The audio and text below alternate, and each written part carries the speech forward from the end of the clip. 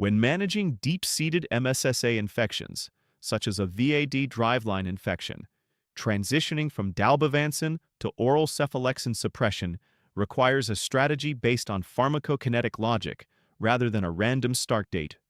We have to look at the tail of the drug to avoid a therapeutic gap, while also avoiding unnecessary overlap. The two-dose regimen, 1,500 milligrams on day 1 and day 8, is incredibly powerful. Because dalbavancin has a plasma half-life of about 1 week and an even longer tissue half-life, it provides a long-acting fortress of coverage.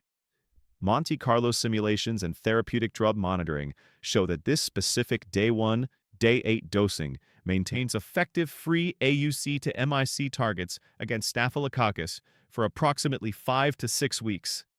In fact, serum troughs typically remain above the staphylococcal target for a full 6 weeks after that second dose. So, when is the rational time to start oral cephalexin? Starting it immediately after the day 8 dose is pharmacologically redundant.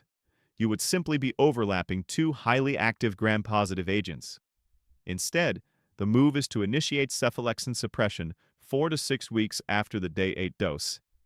This timing bridges the declining dalbavancin levels perfectly, picking up the coverage just as the IV drug's exposure begins to wane. If you're conservative and want to ensure no gap exists, starting at the 4-week mark is a safe and reasonable bet, given cephalexin's benign side effect profile. As for the choice of cephalexin itself, it is a well-supported agent for chronic MSSA suppression. Clinical cohorts, including protocols from major European centers, show high success rates in suppressing MSSA in VAD patients who are not bacteremic. However, a major clinical caveat remains.